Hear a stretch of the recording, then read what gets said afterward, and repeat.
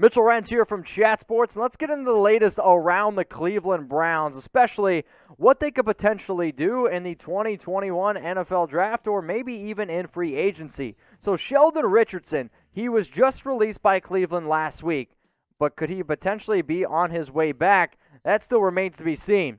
But so for the Browns, they let him go. They saved $12.3 million in terms of cap space. This move was pretty unpopular for a lot of Browns fans, and I'll be honest, I was actually kind of surprised as well that Cleveland decided to move on from Richardson because not only is he a good football player, now was he worth $12.3 million? That, I'll say no. But the defensive tackle position is not really very good in this year's draft class, and some would argue maybe the worst ever. It's probably the worst it's been in the last 10 years. So if you're Cleveland, you don't have a lot of holes to fill, but this is a football team that's built to try to win right now. Now, the reason why this rumor is going around and people are talking about it is because head coach Kevin Stefanski, this is what he had to say about potentially bringing back Sheldon Richardson. As a coach, I want to keep everyone. There are salary cap restraints, as everyone understands, and these are hard decisions. I hope there's a scenario to bring him back. I mean, anytime I hear a head coach saying, okay, I'm going to try to end up bringing a player back, I'm at least going to peak up my ears. It's going to pique my interest. Now, last season, 64 tackles, 4.5 sacks, 8 tackles for loss, a forced fumble, and 0 fumble recoveries. One of the areas that I think Cleveland did a very good job this offseason is, sure, you were able to get Jadeveon Clowney. That's great. But if you try to take away some of the depth in that interior defensive line, you're going to get eaten alive, and especially because of that division. The Baltimore Ravens, they're going to run the football down your throat. If you're in the AFC, you also got to get through teams like Derrick Henry.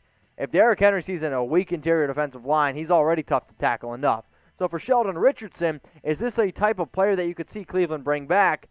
I mean, I'm going to ask you the question. So if you think that the Browns should re-sign Richardson, I want you to give this video a thumbs up. And I know a lot of Browns fans are going to come across this bad boy, and I know a lot of NFL fans in general, they're going to come across and be like, yes, it would be a smart decision. And I would encourage a lot of Browns fans, and I would encourage a lot of NFL fans to go ahead and hit that thumbs up.